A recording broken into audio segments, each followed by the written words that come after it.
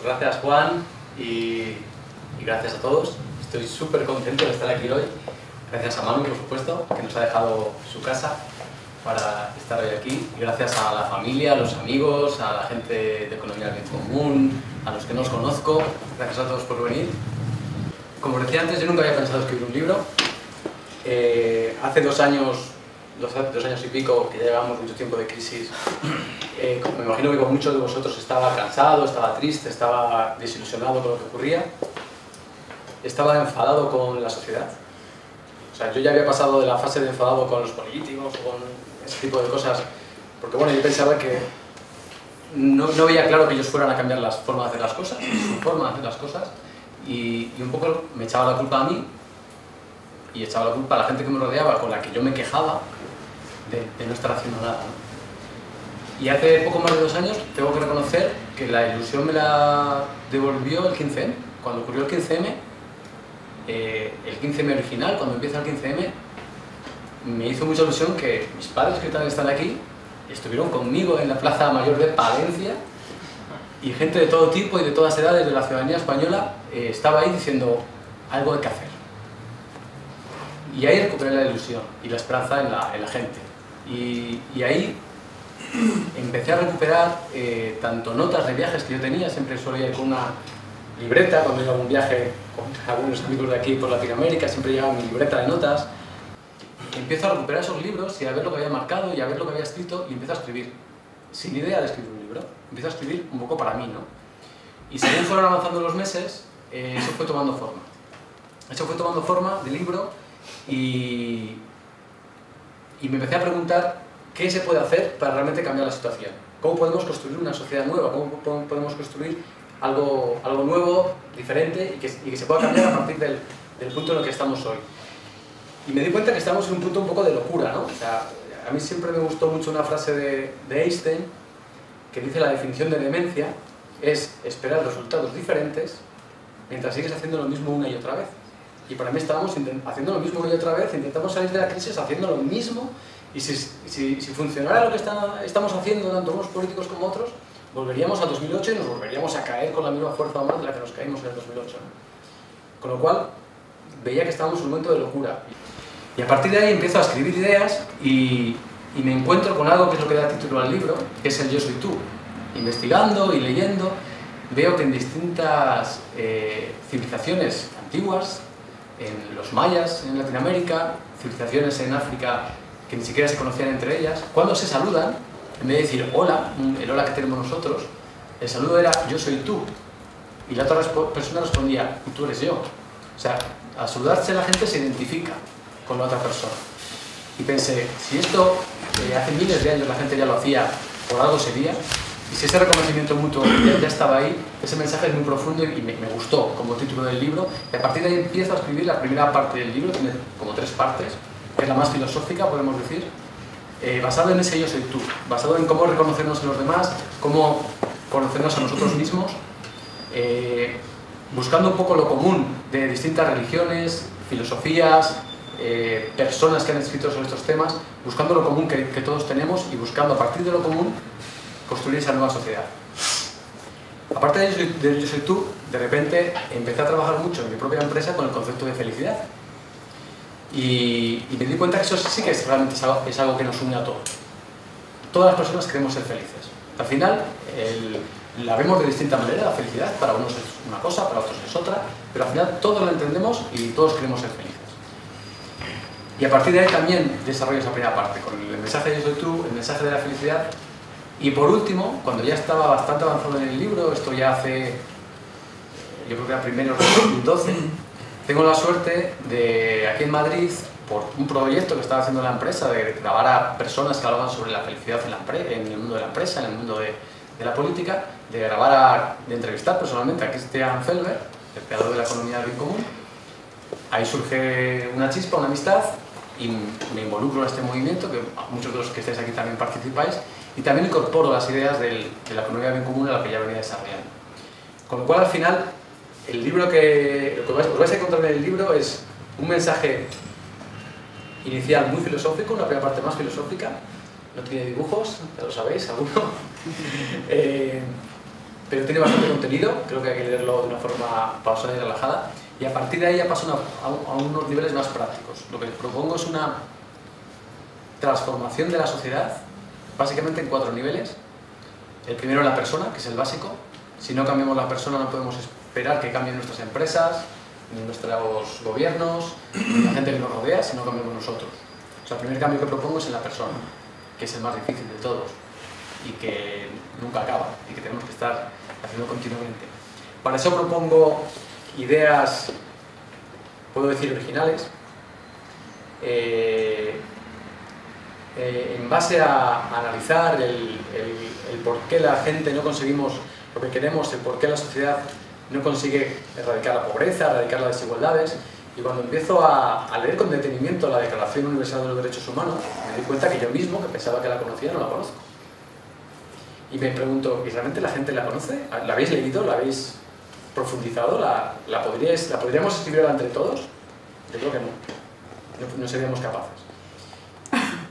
Y la Declaración Universal de los Derechos Humanos tiene ya, creo que más de 50 años, y todo lo que está ahí no se incumple continuamente por los propios países firmantes y por las propias personas que vivimos en esos países firmantes.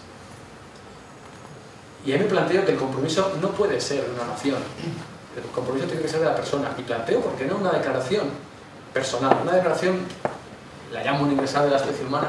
Yo hago una propuesta de puntos, pero que habría que avanzar en ello, donde realmente cada persona individualmente se comprometa, porque si no tienes un compromiso personal, al final la Declaración Universal de los Derechos Humanos, ¿quién la incumple? Los países, Siria, o los otros países que no intervienen, o los países que vetan porque no les interesa en un momento determinado algo, o cada persona que ataca contra la igualdad o a la dignidad humana.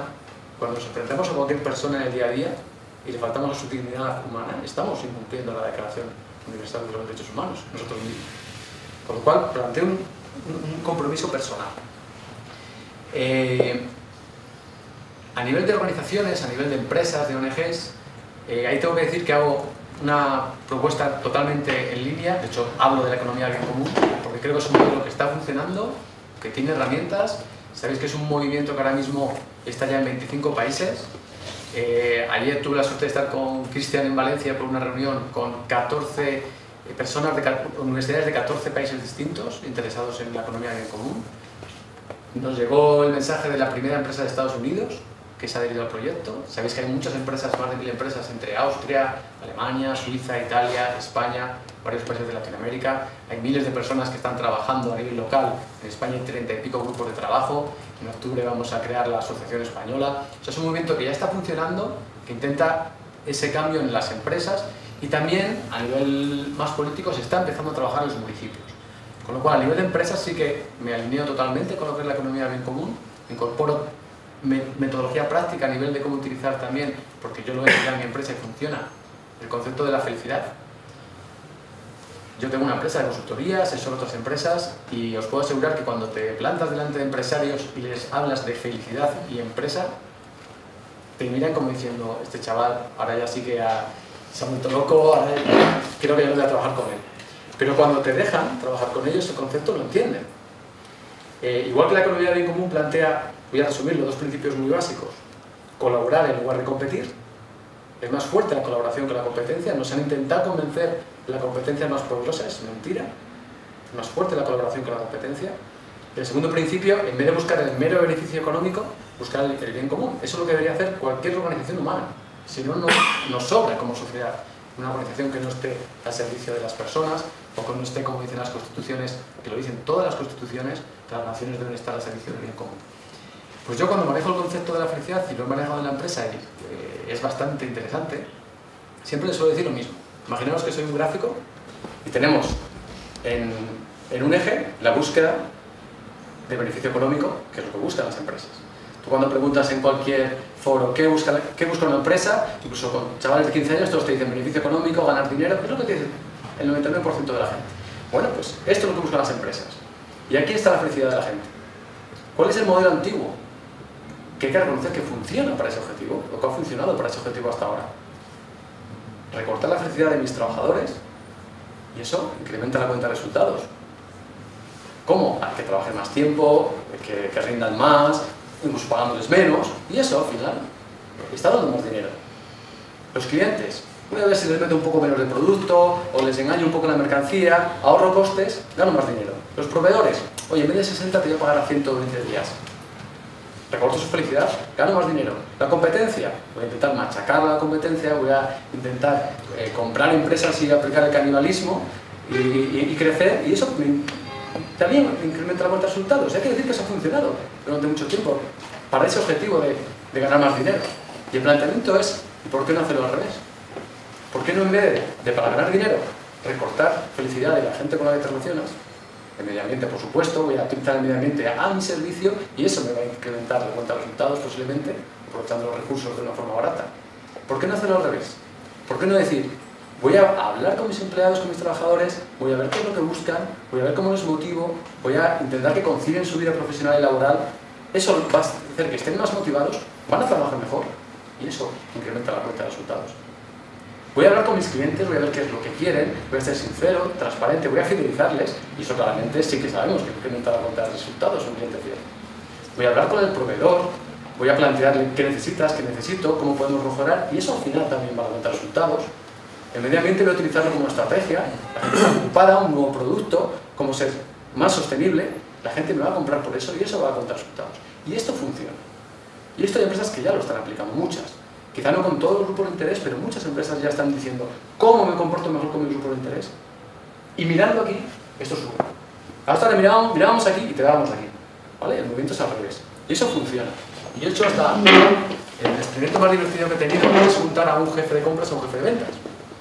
Imaginaros el rol que ejercemos en esa postura.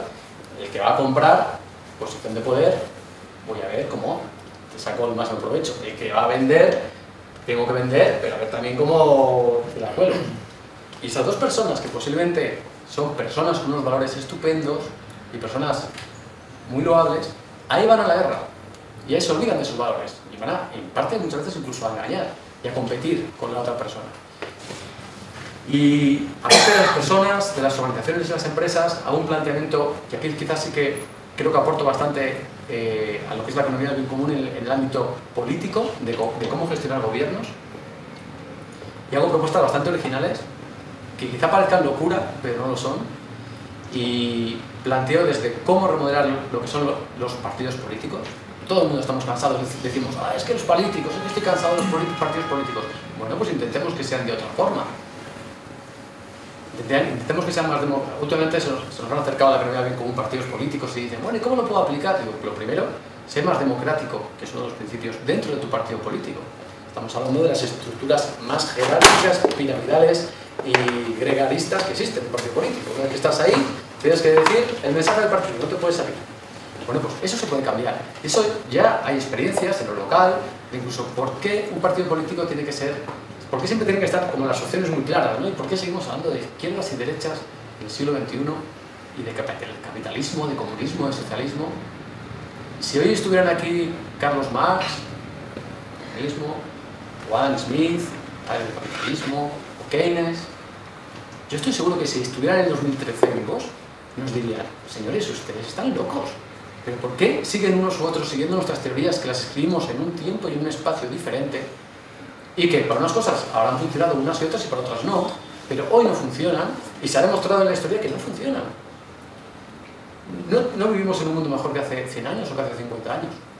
No vivimos en un mundo mucho mejor, no hay menos desigualdades, con lo cual no funcionan. Con lo cual tenemos que buscar algo nuevo. Estos señores no conocieron ni Internet cuando hicieron sus teorías, entonces, ¿cómo nos seguimos rigiendo por gente que no conoció Internet? Entonces, tenemos que buscar algo nuevo, ¿no? Y hay propuestas nuevas. Y tenemos que quitarnos la venda de seguir del separatismo, que es muy fácil. Yo defiendo esta idea, yo defiendo esta. Y aunque seamos amigos y familiares, acabamos discutiendo por las ideas de otros que no son las nuestras.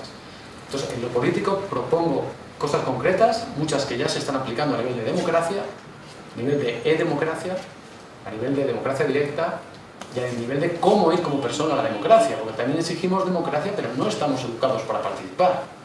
Yo solo he vivido muchos proyectos de desarrollo local, en el ámbito local, que al final a veces ocurre que la democracia se convierte en la dictadura del proactivo. Como un caso en una reunión y siempre van los mismos y siempre hablan los mismos. Bueno, pues hay que educar a la gente para que participe más, ¿no? Todo eso hay que hacerlo. También propongo que por qué siempre tenemos que votar las opciones un poco ya que vienen de siempre, ¿no? En España, en Inglaterra, en Estados Unidos, es como que tenemos A y B, rojo y azul, como queramos verlo.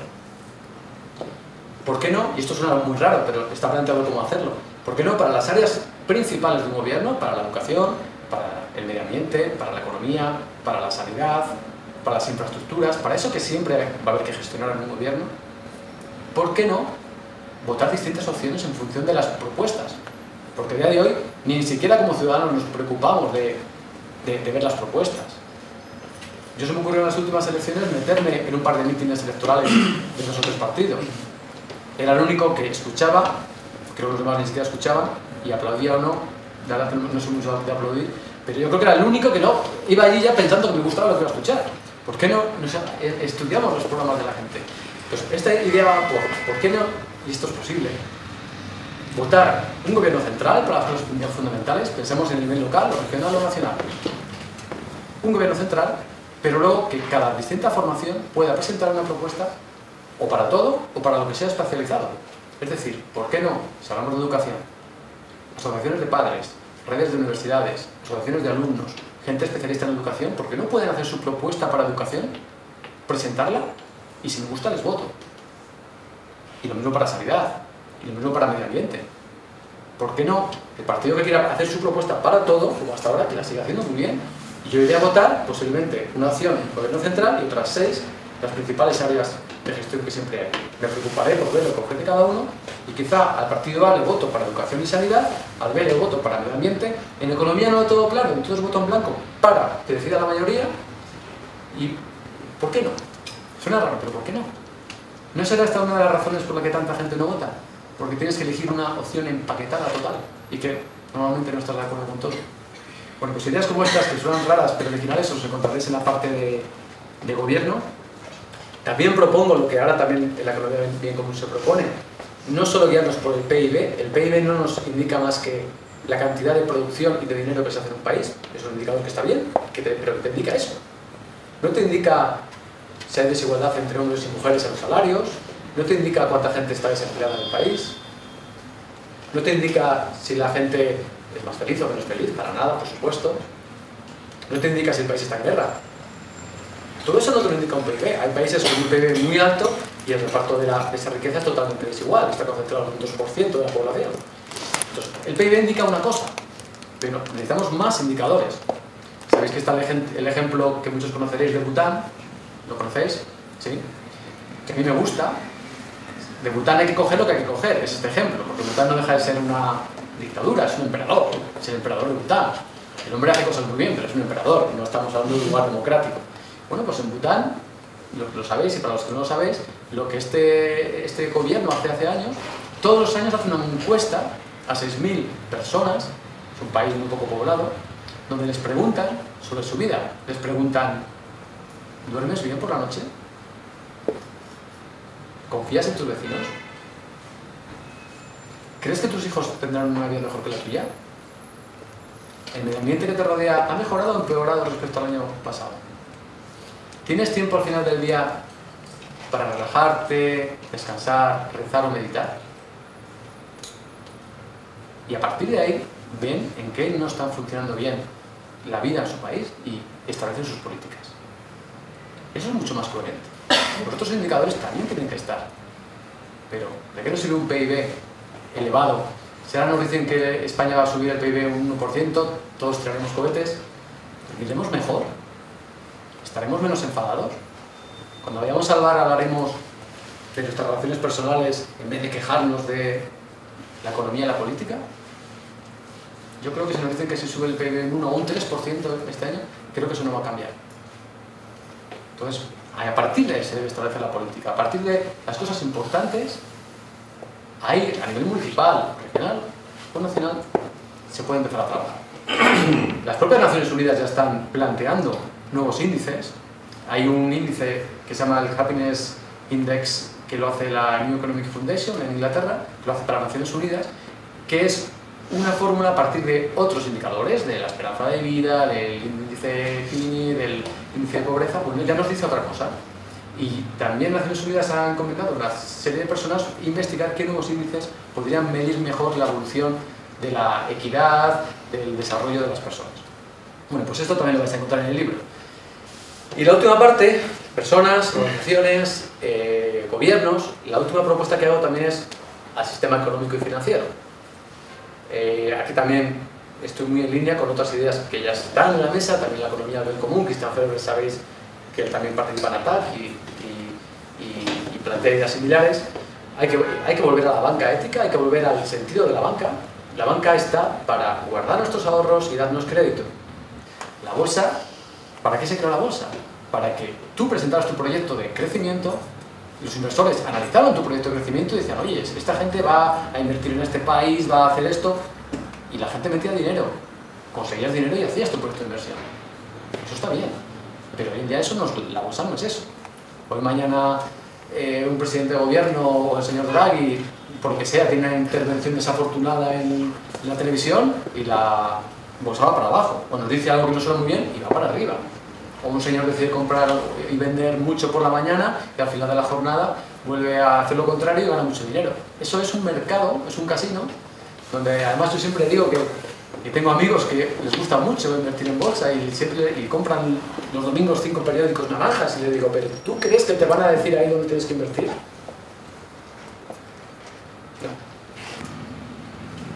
Para acabar con un toque positivo, que el libro lo tiene al final, marca una hoja de ruta de qué pasos se podrían dar, diciendo una frase que me gusta mucho de Thomas Edison. Sabéis que Thomas Edison, inventor de muchas cosas, hizo más de 100 y pico inventos en su vida, pero le conocemos por la bombilla incandescente, la bombilla, y él tenía su equipo de investigadores, de gente que trabajaba con él, y estaban intentando que ese aparato que llamaban bombilla incandescente funcionara y que diera luz. Y empezaron a hacer experimentos, y llegaron al experimento 100, a 200, a 300, y no funcionaba, y eso explotaba, y eso reventaba. Y ya llega un momento en el 900 y pico que le dicen, profesor, ¿cuándo vamos a parar de intentarlo? Y dice, vamos a seguir. Y dice, bueno, pero díganos, porque es que ya no aguantamos más, esto es desesperante, no lo conseguimos, no es posible. Bueno, vamos a intentar llegar hasta el 1000. ¿Qué pensáis que ocurrió cuando llegaron al 1000? No lo consiguió. Creo que fue en el 1071 en el que lo consiguió. Siguieron hasta el 1071 y lo consiguieron.